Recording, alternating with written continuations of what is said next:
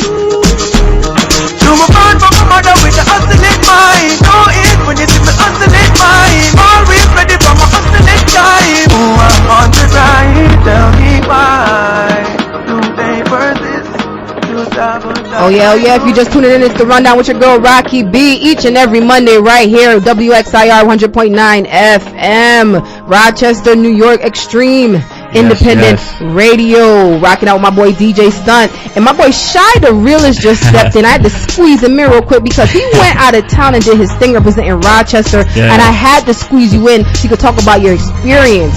Okay, because you're one of my favorite lyricists. Thank you. Right?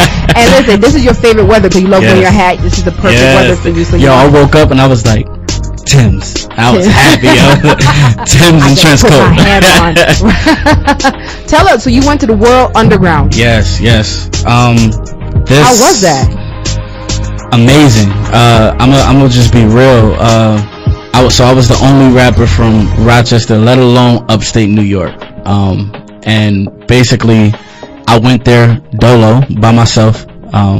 I struggled to get to get there. That was a ride amongst itself, but the actual experience was crazy because I was around so many talented rappers. Like, to be surrounded by like equally dope and elite MCs was amazing, and they looking at me like, yo Shy, you the craziest. I'm like, you dope. Like, Big Pun's son told me I was dope. Ooh. Like, I'm sitting here like, bro, you're like God. What you mean? I'm dope, And it was an amazing experience. And then I wasn't even competing. Like, to be honest, I didn't feel like I was competing. I felt like I was just sharing my soul. Like, I was just performing.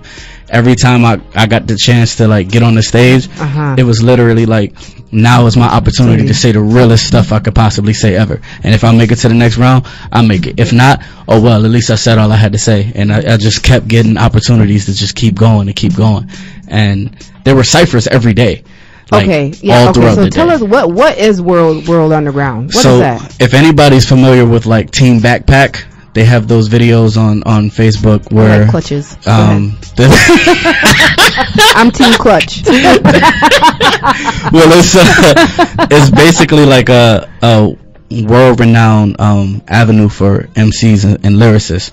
So for about 5 years, Team Backpack has been going strong, and there will be crazy talented lyricists that will have ciphers, and there will be competitions, and even mainstream artists like Sci-Hi the Prince was on there, Jaron Bennett, Dizzy Wright, a lot of like younger MCs will be on there, and it's grown since then. It's no longer Team Backpack, now it's World Underground.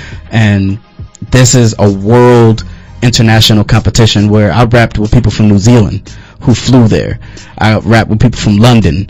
And I was the only one from upstate New York. There were a lot of people from boroughs in New York City. A couple of people from Queens. The person that was in my bout that beat me in my bout, Xavier Jacobs, he was from Queens. Okay. A lot of people from Brooklyn, from Bronx, but people came from Texas, people came from Cali, people came from Vegas, like all over. And we were all together. Like, none of that mattered. Like, I'm in Rochester, New York, and like I always got to compete with just people from Rochester, just to be known, just to be, recognized as a lyricist here.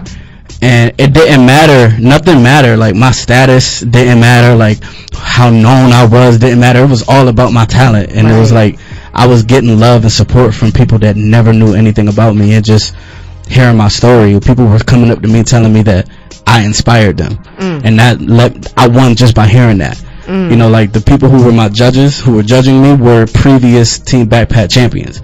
People that I watch on the daily, and they're telling me, yo, you were one of my favorite MCs. I'm mad that you ain't make it. I tried to push you into the next round, but I could. It's like they telling me that, and like just showing me so much love, following me on Instagram. Like, they comment on everything I do. Like, it's.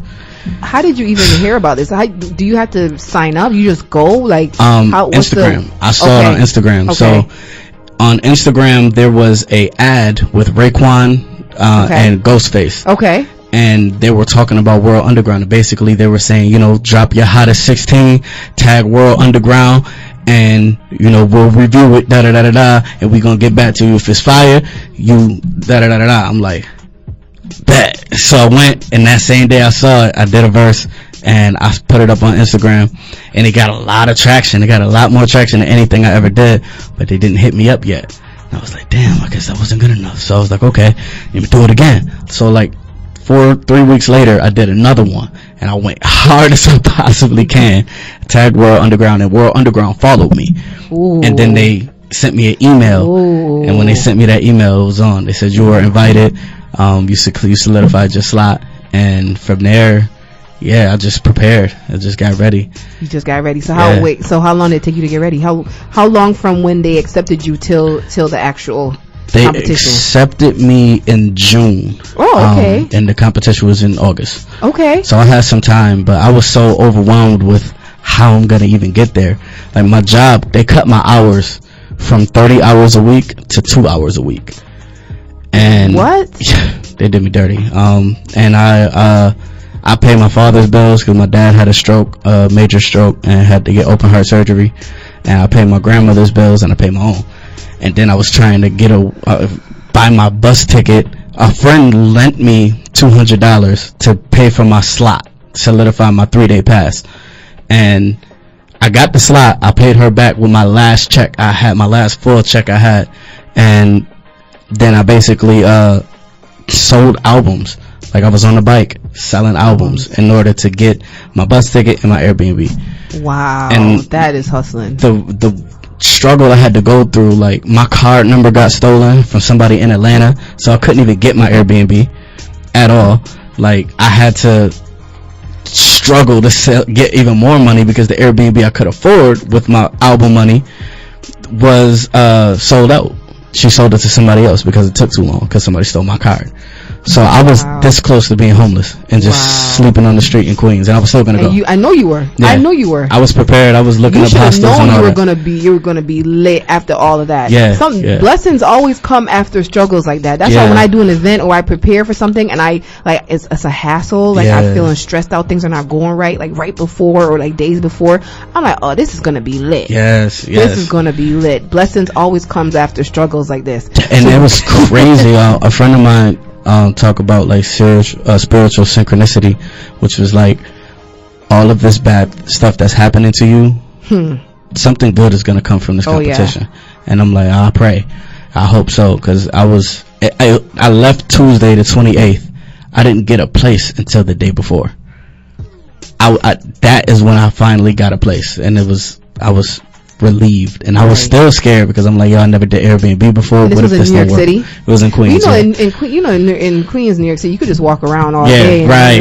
That's why I was prepared. I was prepared, and I was like, you never sleep, so that's walking around like, oh. Last time I went to Manhattan, I was literally up for 48 hours. I didn't sleep, so I was like, you know what, I could do it. I'll do it if I have to, and I ended up coming up with a place to stay, and from there, it was just everything was just uphill from there. It was amazing. So is it like freestyling, or do you get to prepare like your songs? You get to prepare. Okay. So the first round, like there are ciphers out throughout all the the thing, and that's just for fun, just lyrical acrobatics. Everybody's just iron sharpens iron. I like that lyrical acrobatics. Yeah, I love that. It was dope. Like just rapping with other rappers and just hearing the different styles. You got punchlines, you got comedic relief rappers, you got like so many different kinds of rappers, more than just the Drakes, Coles, and Kendricks that we hear. Is just so much more. So how would you describe yourself?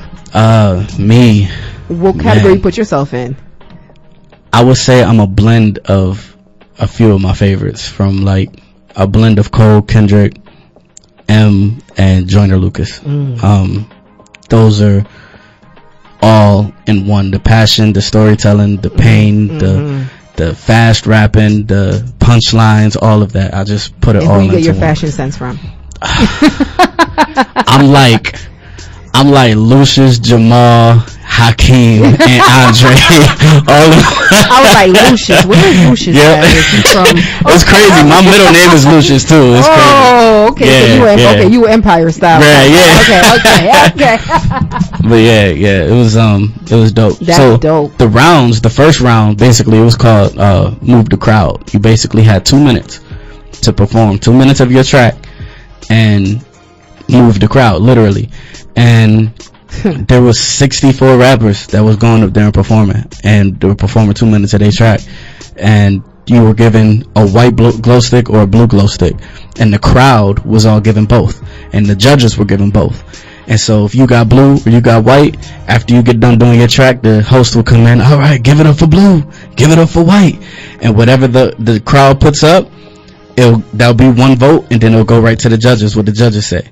And so I went dead last because my registration went through late. Like, I kept, so much bad stuff kept happening to me, I almost didn't even perform on the day.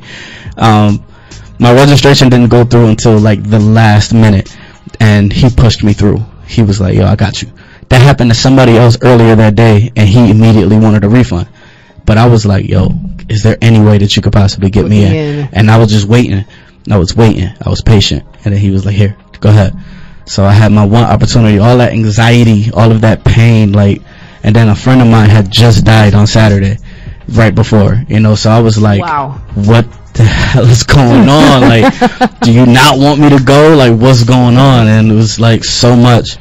And I went up there and I performed a song that's not released, that is literally the most, you know, passionate song I've ever written, and it's literally like my introduction. And I was like, if I don't make it past this round, y'all, I just want to breathe, I just want to speak, I just want y'all to know who I am. And played the beat and just went blacked out, and blacked out like 2 minutes went, and my song cut off, and I'm still going, and I didn't even know I was still going. And then I stopped, and the next dude went, and it was unanimous. Everybody put up the blue glow stick for me, and the judges all put up the glow stick for me, and it was like, I made it. And so from there I went to the finals, and the finals was a cipher round where everybody was lined up, and there was a microphone right in the middle, and every rapper went up and spit 16 bars to a random beat that was in shuffle. And yeah, I went and I did like 3 of my hardest verses. I tied twice, and then the last time for the last round, it was unanimous. And is any of your verses, are they clean? Can you spit a eight or a 16? What is that? 16, right? Can you spit a 16? I'm sorry. Don't laugh at me, guys. Can you spit let's see. 8, or can you? Because half of 16 is 8, right? Okay. So I graduated with an English degree. If you can't tell. If you can't tell. Let's see. What you got? What you got for me? A lot of people acting activists but inaccurate how they practice it. I would rather be pacifist to fight with an antagonist. In the hood, bullet swish and give you a cheese head, no package. Ain't that no one wants to fight until the ratchet split. Don't get like I'm abstinent. If I got a chance, I'm taking any like I'm capping it. Man, and it says that again, cause crack is to crack the whip. Been a minute since I rap like this, scribing like I'm on my acting shit. People will stay at delivery like Amazon packages. Savages, whoa, look at the time. Living the future ahead of my time. So it takes the village, no, it takes the realist. From Saber City, soon as I get signed. Driving the Ithaca, higher, so indica. When I have to prime it, ease in my mind. One of the greatest vessels to put here to shine. How you define, shot the divine. Now I'm just boom like Optimus Prime. If it ain't helping me climb, then I decline. Through this pajama, boo boo and divine. Many people that tell me that I'm a shine. I swear, never let the pressure man be given what is destined and old to my brother because they give me a spine. Struggle me trying to find. Quitting ain't a part of my design. I grind stalling. Yeah. Whew. That was. What was that? Was that an 8 or a 16? That was a 16 and a half. I was asking her. Oh yeah. She got to learn what she did. That was a 16 and a half, boy. Yeah. What? I can't even talk when I'm on the treadmill. So I respect that. I respect that. Is listen, and you edited your own curse words, man. That is talent. No, but I know you are a crazy lyricist. I know that. I respect that. I love that about you. You're a crazy lyricist, and plus your showmanship. Your showmanship is unmatched, boy. Okay, the only person I can actually in Rochester that I know has great showmanship like you is probably D. Will. That's okay. My guy. So like really. Showmanship is a big deal, and your showmanship, even if you like young thugging it like that, okay, you rock it out. Like you are a rock star. Like you are a rock star, and I love your work. I love what you do. That's why I squeezed you in because I gotta hear about it. It was crazy because like I was going against so many fast rappers too, and like I'm from Chicago, so my favorite rapper is Twista. You know, so like everybody is rapping fast rap, and I'm like, yo, ain't nobody in Rochester really rapping like chopping. Like that's a style that I took from Chicago and really like harness. Right. And like I'm going against choppers, and I'm like, okay, so y'all chopping, I'm gonna chop too, you know, so I'm gonna do it. And it was fun, yo. It was fun, like, cause we just going back and forth having chop ciphers, like just rapping and And I fast. still think ain't nobody faster than Busta. Nah, I think Busta got it, yeah. But it's crazy because like, But Busta cheating because he's Jamaican. So yeah, that's what it is. that's true. That's true. That's true. Because in Jamaican they call that oh gosh, chanting. Yeah. Okay. Back in the days it was called chanting, so that's what all the DJs used to do was chant just like that. So when Busta came out, Busta was doing the same exact thing, because Busta came straight from Jamaica. Yeah. So I didn't know Busta was Jamaican until I was like, what, 17? man, you'd be surprised how many MCs is Jamaican. Wow. KRS One is Jamaican. Word? Yeah. What? Biggie is Jamaican.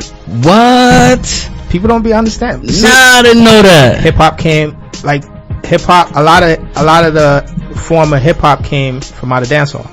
Wow. So a lot of people don't know until they do their homework. Wow, that's crazy. Listen, so you were top 3. Top five. Top five. Yes. So yes. What now? Now that you're back in Rochester, what are we doing? What are you doing? What now? I'm working. I came back and had a full schedule. I scheduled out my whole year, as far as releases and everything. I was going to release an album this fall, but I realized I had a conference with a XXL editor-in-chief, Source magazine editor-in-chief, and a talent agency owner, and a person who writes for Thrasher magazine. They had a workshop, and so we were all talking and basically gave tips like, don't release an album if you don't have an adequate fan base or the money to push that album. Okay. And I was like, you're right. You know, I'm not gonna release an album. I'll release the album in May. Let's let that hold on. But my real album I'm gonna release probably early next year. Right. I'm just gonna keep growing my fan base. I'm working on going to A3C in Atlanta. I got a show. I got two shows this September, this month. I have one on the 22nd for the Fringe Festival, and I have one on the 28th at Buddha Pub. And I'm taking my shows, like I'm only doing a few shows. I'm working on my album. I'm working on traveling more and just getting out there and growing my fan base. Yes. And of course the Rock Awards. Yes. Of course. I got some things to talk. I have to address 2 things. Gotcha. Okay, that I seen you put out there. One, you got a little heated when a stat was posted about who are the youngest MCs in the town, and you felt as if you're not getting recognized by your town. But I have to say, like, whenever I see you perform and you are introduced, the crowd is in an uproar. So why do you feel as if like you're not getting recognized by your Rochesterians? I realized more that Rochester is like when we in high school and it's the different cliques, and it's like you got the jocks, you got the smart, the bookworms and stuff like that, and it's, you know, the different cliques, you know, cling together. And I realized my music I make is different from a lot of people, right? And I go under the radar because I'm not in the same style as a lot of people in Rochester that are named as like everybody's top in the city. Right. And so I'm always humble every time I see a stat. I've been seeing those stats since I started rapping, you know, but it's like I'm always humble and I never say anything. So I was like, you know what? Nah, y'all, you don't know. You like, know who I am. That's for real, right. you know, bring so, that Kanye West out. I'm here for it. So I think honestly, it's basically just being in front of the right people. I realize Rochester's not big, but there's still a lot of people that don't know me. It's like over 200 and something thousand people in Rochester. If I don't got 200,000 something fans, then obviously Rochester don't know me. Right. You know, so there's so many people in Rochester that don't know me. So I'm gonna let that. I'll put that comment so that way people can see my name. Yes. But wherever y'all be at, I'll be there, and I'm gonna let y'all know who I am. Ooh, that was a threat, guys. That was a threat. You better let them know wherever you are. I'm gonna be there. That's a fact. Yeah. That's a threat. Yeah. I feel like I'm gonna push for you because I think you're the dopest. I think you're one of the dopest. I mean, you have to. Sometimes you have to accommodate your demographic. Yeah, a little bit. Yeah. Sometimes you got to dumb it down a little bit. Yeah. But I mean, that's who you are. Yeah. Your flow is unmatched. So I don't know what they talking about. Thank you. I know who Shy the Realist is, and that's all that matters. Right. That's all that matters here in the rundown. But Racqui know who Shy the Realist is. And one more thing I have to address. Yes. You put up a Nike campaign. If I'm gonna be a girl, I'm gonna be the cutest girl.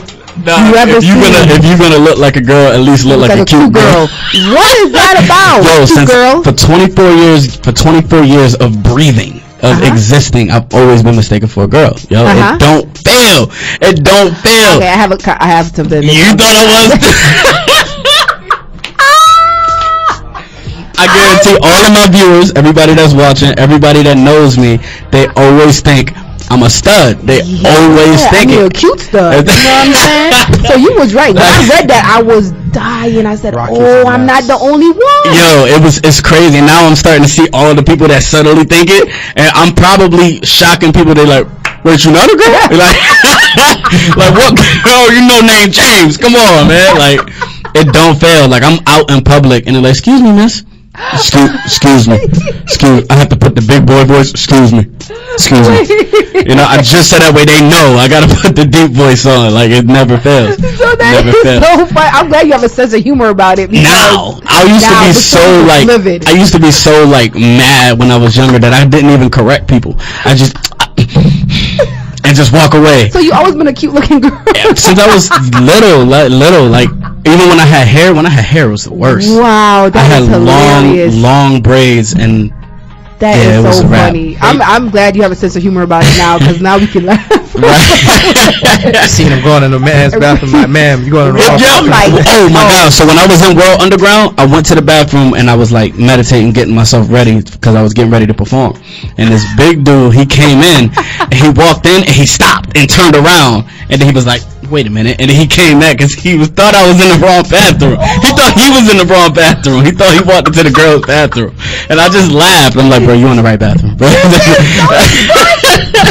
It's like, dang, yo, I can't escape I'm assuming it. you look like your mom. I just like my mom, and I just met my mom 2 years ago. So like, I realized how much we look alike, act alike, talk alike, everything. And like, so just meeting my other half was like, it put. So you just met your mom 2 years ago? Yeah. How? Yeah. That's a. Okay. So I was born in Chicago, Illinois, which is why everybody calls me Shy. And my dad took full custody of me and brought me here so I could be raised by my grandmother, him, and my aunt. Okay. And I spent my whole life without my mom, and I was angry my whole life until I was 20, and I was like, you know what, I'm going to do something about it. And so I released my first mixtape in 2016, and I sold all of my copies and bought a plane ticket to go meet my mom. Ooh. So, yeah. Look at that. Right here on the rundown, we get the exclusive. Yeah. Listen, Shy, I'm so proud of you, man. I'm so proud of you. I wish you much success, and I pray that your career takes off, because you deserve it. You put in that grind, you put in that hard work, and you know what? It will take off. It will take off, because that's what I do here on the rundown. I see into the future. Yes. Racqui, yes. Right here. Hi, Miss Cleo. Thank you. You know, call this number now, 219-889. Listen, thank you for coming through, Shy. I wish you much success. You made Rochester proud. I'm proud. So forget the haters. The people that you looking for attention from, they're irrelevant. Let's look for attention from those big producers. Yes. You feel me? You feel me? I feel you. Tip your hat real quick. You feel me? That's a fact. Listen to Run Out Your Girl Racqui B. And Shy the Realist. Up next, we got my boy Dwayne Collins in the building. This muscular guy with a voice. He look like Moneybag, but he sounds like Jacquees. Stay locked in. This is Run Out Your Girl Racqui B. Thanks.